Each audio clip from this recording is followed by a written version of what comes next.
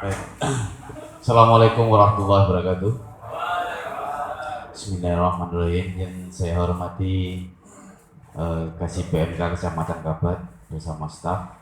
Yang saya hormati Sekdes dan Kaur Perencanaan se-Kecamatan Kabat.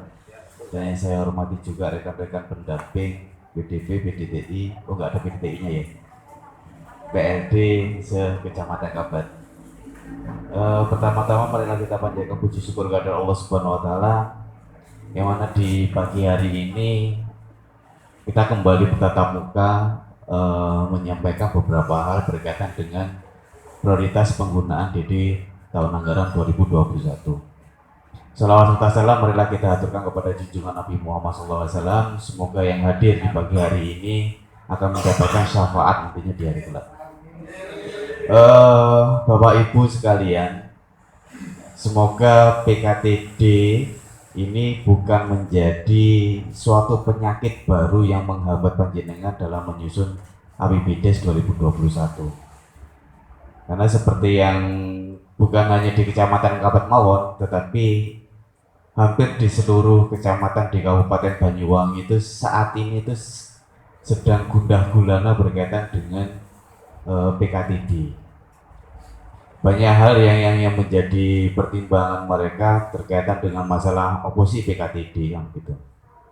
Nah, yang perlu dipahami oleh panjenengan, PKTD itu adalah maksud dan tujuannya untuk menstabilkan perekonomian yang ada di desa.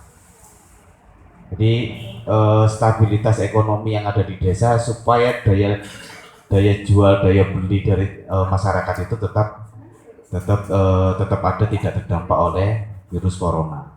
Nah, kalau jenengan teliti lagi di lampiran Permendes nomor 13, PKTD yang ada di dalam itu murni bukan PKTD yang berbau dengan fisik, bukan sarpras.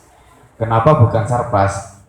Ketika jenengan memasukkan kegiatan PKTD yang bersifat yang menggunakan konstruksi berat, gedung, jalan dan sebagainya, sampai kapanpun jenengan tidak akan mencapai yang namanya 50% upah. Sampai kapanpun. Makanya di lampiran Permendes itu lebih banyak kepada kegiatan-kegiatan yang sifatnya adalah non sarpras. Kegiatan yang bukan infrastruktur. Ini yang perlu panjenengan pahami. Jadi kemarin pun ketika saya bertemu dengan DPN yang dalam hari ini adalah Bu Ida, kita mencoba merumuskan beberapa contoh yang sekiranya itu nanti bisa direplikasi oleh desa. Karena contoh yang kita berikan ini adalah contoh yang secara global, yang belum tentu itu nanti akan sesuai dengan potensi yang ada di desa panjenengan masing-masing. Contoh yang kemarin yang kita rumuskan adalah yang berkaitan dengan masalah pertanian. Jadi di dalam pertanian itu di situ kalau di lampiran Permendes itu ada tiga penggunaan lahan yang bisa kita gunakan. Yaitu lahan yang pertama adalah milik yang desa atau yang TKD. Ya. Terus kemudian ada yang menggunakan lahan milik warga, dan yang ketiga itu adalah lahan milik perkebunan yang kita bisa tumpang sarikan. Kalau nggak salah di Kecamatan Kabat ini yang masuk mungkin Macan Putih ya. Terus kemudian Laban Asem ada ya? Enggak. Lahan perkebunannya nggak ada ya. Berarti yang cocok mungkin Macan Putih ya. Nah, artinya apa? Kalau misalkan menggunakan lahan perkebunan, bibit tanaman itu kita yang beli, Pak. Desa yang beli.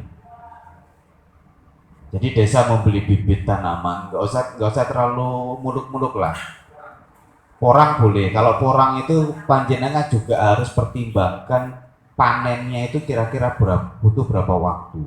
Karena ini juga mempertimbangkan dengan masalah pelaporan panjenengan. Porang itu kalau nggak salah ya, itu bisa 3 tahunan. Itu untuk menumbuhkan porang yang bagus. Tapi kalau ingin cepat 6 bulan ya bisa, tapi hasilnya pun tidak akan mahal.